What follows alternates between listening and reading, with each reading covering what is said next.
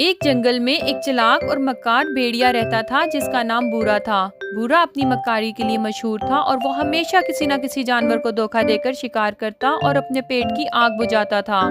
جنگل کے سب جانور اس سے خوفزدہ تھے اور کوشش کرتے تھے کہ اس کے جال میں نہ پھنسے۔ ایک دن بورا نے ایک چلاکی بھرا منصوبہ بنایا۔ اس نے جنگل کے وسط میں ایک جھاڑی کے پیچھے چھپ کر ایک بکری کی آواز نکالی، جیسے کہ وہ مدد کے لیے پکار رہی ہو، اور قریب ہی ایک ہرن یہ آواز سن کر رک گیا۔ ہرن کو لگا کہ کوئی بیچاری بکری مشکل میں ہے اور وہ جلدی ہی اس آواز کی سمت بھاگا تاکہ وہ اس کی مدد کر سکے۔ جیسے ہی ہرن جھاڑی کے قریب پہنچا، بورا نے اس پر جپٹنے کی کوشش کی، لیکن ہرن تیز تھا، وہ فوراً بھاگ گیا۔ بورا کو اس دن ناکامی کا سامنا کرنا پڑا، لیکن وہ اپنی چالاکیوں سے باز نہ آیا۔ کچھ دن بعد اس بھیڑیے نے پھر سے اپنی مکاری کی ایک ترکیب آزمائی۔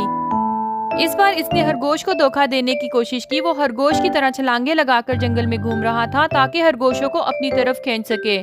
جیسے ہی خرگوش بورا کو دیکھتے، وہ سمجھ جاتے کہ یہ کوئی دھوکہ ہے اور فوراً اپنے بلوں میں چھپ جاتے۔ بھیڑیے کو غصہ آنے لگا کہ اس کی چالاکیاں کام نہیں کر رہی اور وہ بھی زیادہ مکاری سے جانور کو پھنسانے کی کوشش کرتا، لیکن ہر بار ناکامی کا سامنا کرنا پڑتا۔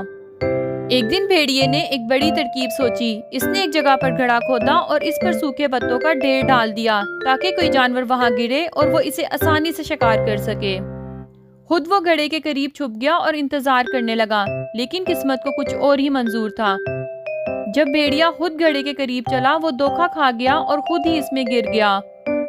اب وہ اس گھڑے میں بری طرح پھنس چکا تھا اور باہر نکلنے کا کوئی راستہ نہیں تھا۔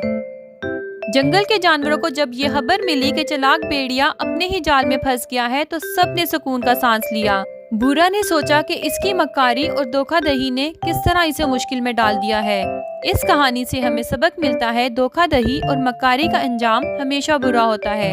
سچائی اور ایمانداری ہی زندگی میں کامیابی کی راہ دکھاتی ہے۔